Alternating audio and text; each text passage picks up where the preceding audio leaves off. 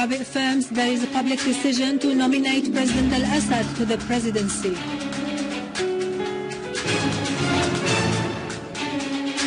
Al-Muqdad and Zarif affirm that Geneva II priority must be to combat terrorism and stop the support for the terrorist Takfiri gangs.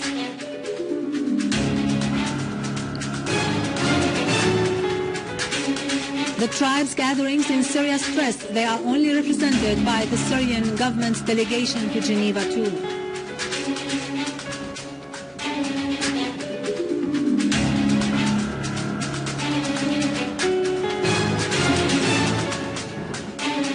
The Iraqi armed forces continue their operations to pursue terrorists in various areas, particularly in Al-Anbar.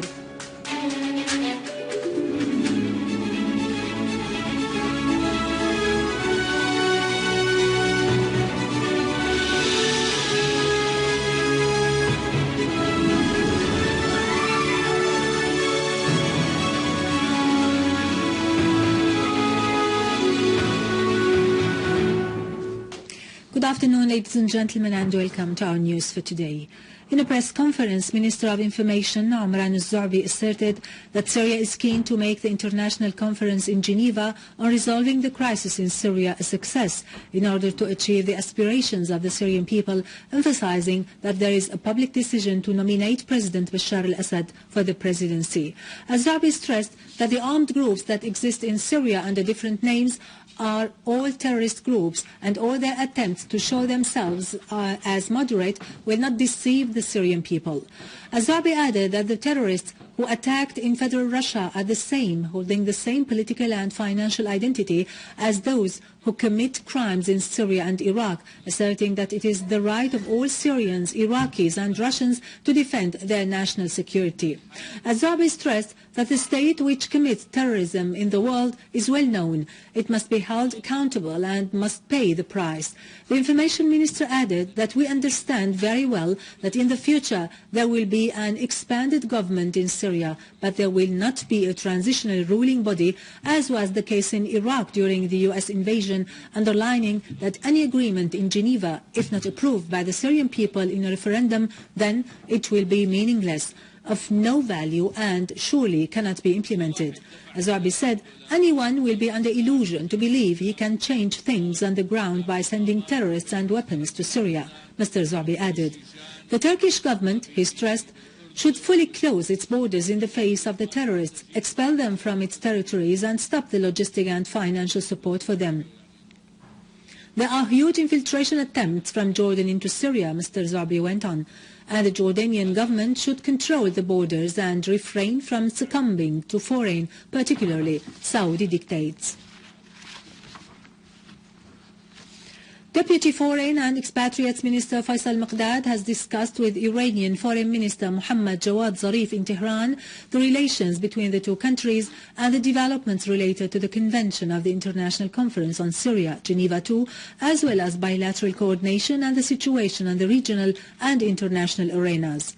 The two sides stressed that the priority of Geneva II conference should be to combat terrorism and stop the financial and military support to the terrorist Takfiri gangs through pressuring the states that support them. The two sides warned against the danger of the criminal acts perpetrated by the terrorist gangs in Syria on the safety and stability of the region. They called for combining regional and international efforts to fight and uproot terrorism. Al-Muqdad said Syria will take part in Geneva II, stressing the need to provide all the ingredients of its success. Dr. Muqdad referred to the importance of Iran's participation in Geneva II without preconditions in view of its major role in solving regional and international questions. On his part, Zarif stressed the need to combine efforts to combat the terrorism in Syria, which threatens the country as well as the security and stability of the region. He said the solution in Syria is only political, through dialogue among the Syrians themselves, without foreign intervention. Zarif stressed the Iranian government's continued support for the Syrian people's steadfastness. Within the same context, Dr. Muqdad and the Assistant Foreign Minister for Arab and African Affairs, Hussein Amir Abdullahian, also discussed the preparations for the Convention of Geneva II in a manner that serves the Syrian people's interests, sovereignty, independence and territorial integrity. Iranian Foreign Ministry spokeswoman Mordia Afkham has affirmed her country's rejection of any preconditions for its participation in the International Conference on Syria, Geneva II, and of any proposal that infringes on its pride and dignity. In its weekly press conference today, Afkham said Iran was ready to take part in Geneva II to find a political solution to the crisis in Syria. She reiterated her country's call for solving the crisis through inter-Syrian dialogue in which all the Syrian people take part in deciding their future. Afkham referred to the emphasis laid by various state and figures on Iran's role in solving the crisis, pointing out that during the recent visit paid to Turkey by the Iranian foreign minister, the Turkish officials underlined Iran's role in solving the crisis politically. The Iranian foreign ministry spokeswoman said, if what is wanted is only the Convention of Geneva II, then it will turn into a mere political parade and will not come out with solid, permanent results.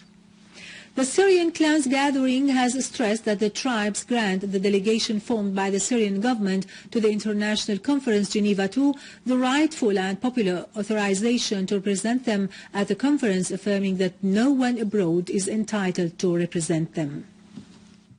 In a press conference held at Damaro's Hotel in Damascus, the Syrian Tribes Gathering said the tribes have held on to their national stand during the crisis. The gathering said it grants the delegation formed by the Syrian government the right and popular authorization to represent them. If the tribes are wanted to be represented with a delegation, then such representation will not be through people abroad, because those people represent no one but themselves, and they certainly do not represent the clans and tribes inside Syria, the gathering stressed. In its statement, the gathering pointed out that those who shed Syrian blood and cooperated with the terrorist groups are not considered by the tribes as representatives of the Syrian people at the conference. The gathering added that there are many figures and sites abroad who have alleged to represent the tribes and who have been sponsored by pro-terrorism states in order to claim to be representatives of the Syrian tribes, whether within Al-Doha coalition or within the Istanbul Council. The gathering also stressed that only Syrian citizens are the side that is entitled to find a solution out of the crisis without any foreign assistance. It expressed full support for the Geneva II conference, which the statement hoped would offer one such solution without foreign intervention.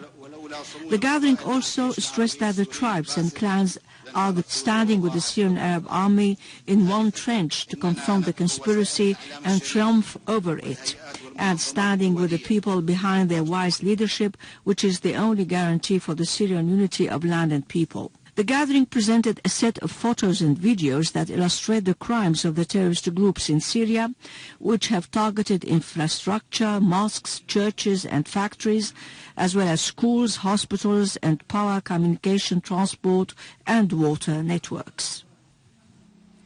On the ground, Syrian Arab army foiled an infiltration attempt by a group of terrorists that tried to enter from Al-Suwaiqa in the old city of Aleppo into the surrounding secure areas, killing all the terrorists. Syrian Arab army also carried out several operations raiding the terrorist hideouts in the neighborhoods of Karm Muyassar, Qadi Askar and As-Salihin, killing many terrorists. Several terrorist hideouts were also destroyed, eliminating all terrorists and ammunition inside in the eastern countryside of Aleppo, including Al-Haydariye, Talit Ghali, Kifrnaha and Al-Khifse, in addition to the areas of Daret Azza, Jabal Barakat and Khan Shahoud. Syrian Arab army also killed many terrorists in the towns and villages of Quairis, Kaskis, Jdeide and the surrounding of the central prison of Aleppo, Mansoura and Al-Rashidin, Khan al-Asal and others.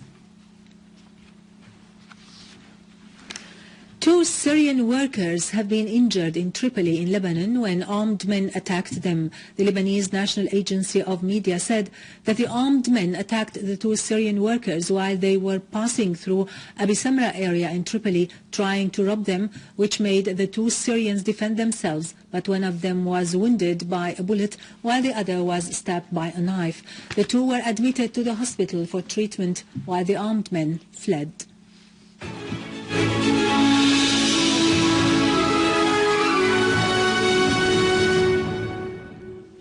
Welcome back. Iraqi army continued its operations to hunt down the terrorists in several areas, especially in the governorate of Al-Anbar. Iraqi security forces killed 5 terrorists from the so-called the Islamic State in Iraq and the Levant, which is affiliated to Al-Qaeda, and arrested 2 others in Al-Ramadi. In Fallujah, the Iraqi security forces killed a terrorist nicknamed as Abu Tufail al-Qawqazi, assistant of the so-called Mufti al-Mujahideen Shura Council in the city. The Iraqi security forces reopened the highway in Anbar, west of the country. They also opened roads for quick passage of truck drivers and fuel tanks to ensure they arrived to Ramadi and Fallujah. Meanwhile, a unit from the customs police killed 2 suicide bombers who were trying to attack the customs department of Tikrit in Salah ad-Din governorate. Iraqi police also thwarted a terrorist attack that targeted the houses of the citizens in the southern city of Dujail, south of Tikrit, killing 3 terrorists. As part of its policy to Jewidize the Palestinian land, Israeli forces of occupation are planning to construct 272 settlements in the West Bank.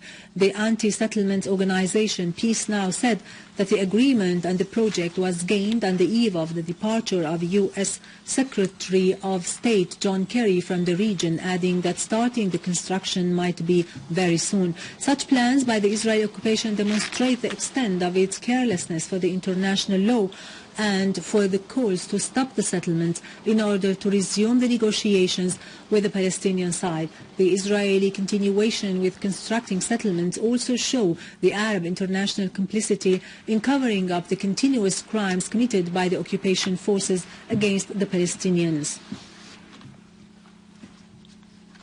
Iranian President Hassan Rouhani said that his country was among the leading states in combating terrorism and extremism.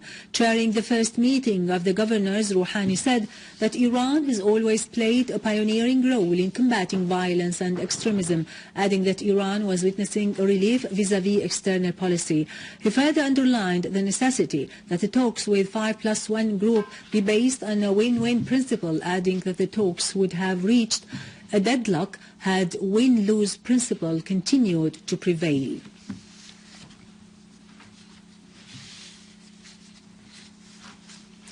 Finally, the Christian Orthodox denominations in Russia today celebrated Christmas, which coincides with the 7th of January each year, according to the Eastern calendar.